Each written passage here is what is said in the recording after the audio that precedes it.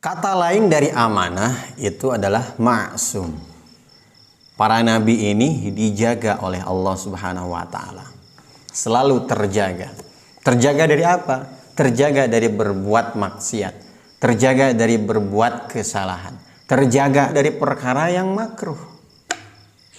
Bahkan di bawah makruh. Apa itu? Khilaful aula. Khilaful aula itu yang menyalahi kemuliaan. Tidak pantas lah. Dia tidak makruh. Tapi kalau melakukan itu mengurangi kemuliaan. Para nabi tidak mungkin melakukan hal itu. Kenapa? Karena dijaga. Contohnya seperti apa? Ngupil. Ngupil haram? Tidak. Makruh? Tidak. Tapi khilaful aula, menyalahi kemuliaan, tidak pantas bagi para nabi. Atau tusuk gigi, makruh tidak? Tidak. Tapi para nabi tidak melakukan hal seperti itu. Tidak makruh memang, tapi tidak terhormat. Meskipun para nabi ini ingin melakukan hal tersebut, yang makruh ataupun khilaful aula, mereka tidak akan bisa melakukannya. Gimana? Kalaupun mereka ingin, tetap mereka tidak bisa melakukannya. Kenapa? Dijaga oleh Allah. Apalagi kalau mereka tidak ingin. Kalau kita kadang-kadang tidak ingin, malah terjadi. Terjadi perkara yang makruh. Jangankan yang makruh, yang haram aja kadang-kadang kita kerjakan. Kenapa? Karena kita tidak maksum. Makanya orang yang bertakwa ini bukan orang yang tidak pernah melakukan kesalahan, bukan orang yang tidak pernah melakukan dosa. Tapi orang yang bertakwa adalah ketika mereka melakukan kesalahan, mereka segera bertobat kepada Allah Subhanahu wa taala. Mudah-mudahan termasuk kita. Kenapa? Karena kita ini tidak maksum. Makanya maksimalnya bagi kita itu ketika kita melakukan dosa, segera bertobat kepada Allah. Sedangkan para nabi tidak pernah berbuat dosa. Kalau tidak pernah berbuat dosa berarti tidak pernah taubat. Adapun taubatnya Nabi Adam itu adalah sebagai syariat bagi kita. Karena Nabi Adam tidak pernah melakukan dosa. Itu hanya seakan-akan seperti dosa. Kenapa mereka maksum? Kenapa mereka dijaga oleh Allah Subhanahu wa taala? Karena mereka para rasul, para utusan Allah. Kalau mereka melakukan sesuatu yang tidak pantas, yang tidak terhormat, ini akan jadi cemoohan musuh-musuh para nabi. Menjadi cemoohan orang-orang kafir. Tadi sudah disebutkan bahwa para nabi ini terjaga dari berbuat yang haram, maksiat, dosa. Yang kedua, mereka terjaga dari perbuatan yang makruh. Di bawah makruh, mereka terjaga dari melakukan yang khilaful aula. Apa tadi khilaful aula? Yang menyalahi kemuliaan. Memang tidak makruh, tapi tidak terhormat.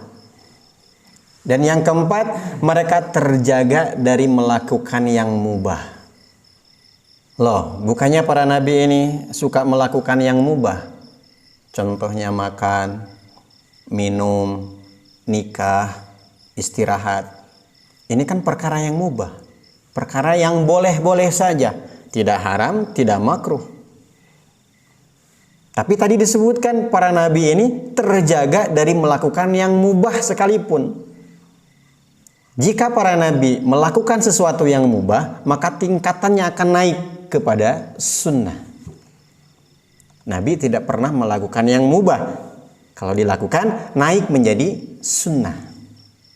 Karena para nabi, seluruh perbuatannya itu tidak pernah keluar dari perbuatan yang wajib dan sunnah. Hanya dua ini saja. Kalau kita kan setelah melakukan yang wajib, sholat fardu misalnya, kemudian melakukan sholat sunnah, kemudian keluar ngerokok yang makruh, habis itu kita tidur mubah, habis itu kita melakukan sesuatu yang khilaful aula, ngupil misalnya, Kita kelimanya dilakukan. Tapi para nabi hanya yang wajib dan hanya yang sunnah. Ketika melakukan yang makruh ataupun perkara yang mubah, naik derajatnya menjadi sunnah. Kalau para nabi melakukan sesuatu yang makruh, sekali lagi ini hanya sekedar untuk ketetapan syariat. Untuk memberikan pelajaran bagi kita. Dipaksa oleh Allah Subhanahu wa taala untuk melakukan hal tersebut. Seperti apa? Nabi pernah wudhu sekali-sekali, membasuh wajah sekali, membasuh tangan sekali. Bahwa sahnya wudhu hanya sekali, tapi sunnahnya 3 kali, tathlis. Jadi kemakruhan yang Nabi kerjakan itu sebagai syariat, sebagai pelajaran. Atau kesalahan-kesalahan para nabi, seperti yang dijelaskan dalam bab sebelumnya, Nabi Adam, Nabi Yunus, ini untuk menunjukkan suatu hukum, pelajaran bagi kita, bukan kesengajaan mereka. Jadi sekali lagi, Nabi tidak pernah melakukan sesuatu yang mubah. Contohnya gini, makan itu hukumnya apa? Mubah. Ketika kita makan, niatnya supaya kuat ibadah, maka naik derajatnya, makan kita menjadi sunnah. Ketika kita tidak makan selama 2 hari, kita sangat kelaparan. Kalau kita tidak makan, maka jadi mati. Maka hukum makan pada saat itu menjadi wajib. Nabi bagaimana makannya? Sehari makan, sehari tidak makan. Sehari lapar, sehari kenyang. Artinya Nabi itu selalu makan dalam keadaan sangat lapar. Jadi Nabi itu makannya hukumnya wajib. Kenapa? Sangat lapar. Itu maksudnya Nabi tidak pernah melakukan sesuatu yang mubah. Jangankan para nabi, para wali Allah, para ulama-ulama solehin, mereka pun selalu melakukan seperti itu. Sehingga kehidupannya 24 jam itu ibadah semuanya. Kenapa? Selalu dibarengi dengan niat. Tidurnya karena niat untuk ibadah tahajud, supaya kuat ibadah nanti besok siang. Makannya supaya kuat ibadah. Jimaknya untuk melahirkan anak yang soleh, solehah, untuk ibadah juga. Kerjaannya untuk nafkah keluarganya sebagai ibadah juga. Kita pun bisa seperti itu, menjadikan seluruh waktu kita menjadi ibadah dibarengi dengan niat. Kenapa kamu makan? Karena diperintah Allah makan. Kulu washrabu. Jadi harus dibarengi dengan niat kalau ingin kehidupan kita menjadi ibadah. Diulangi, para nabi itu maksum, terjaga dari perkara yang haram, yang makruh, yang khilaful aula, dan yang mubah, baik secara zahir ataupun batin. Nabi tidak pernah punya perasaan sombong. Nabi tidak pernah tidak ikhlas. Itu kan hati. Nabi tidak pernah hasad, benci kepada orang lain, tidak pernah. Karena Nabi terjaga dari melakukan perkara tersebut. Ketika Nabi mengatakan, aku adalah manusia terbaik.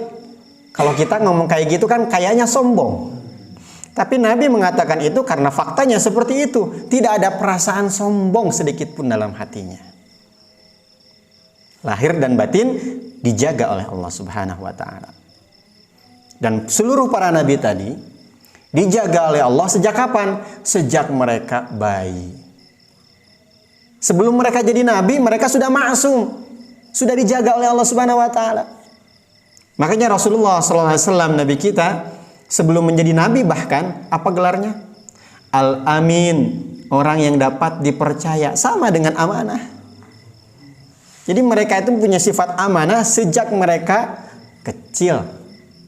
Dan yang maksudnya dijaga oleh Allah Subhanahu wa ta'ala, artinya kita tidak akan pernah menemukan kesalahan sedikit pun. Tidak akan pernah menemukan celah kesalahan sedikit pun. Namanya juga terjaga. Termasuk yang seperti kesalahan. Seakan-akan kesalahannya Nabi Adam. Seakan-akan kesalahannya Nabi Yunus. Itu semua bukan kesalahan mereka. Tapi itu adalah sebagai syariat. Kalau sudah dijaga. Kok tiba-tiba Nabi berbuat kesalahan? Ini seakan-akan Allah kecolongan untuk menjaga mereka. Maka mereka selalu terjaga, dan terjaganya pasti tidak akan pernah melakukan satu kali pun kesalahan. Itu yang dimaksud dengan maksum atau terjaga, kata lain dari amanah. Mafhum ikhwan? Wallahu a'lam bissawab.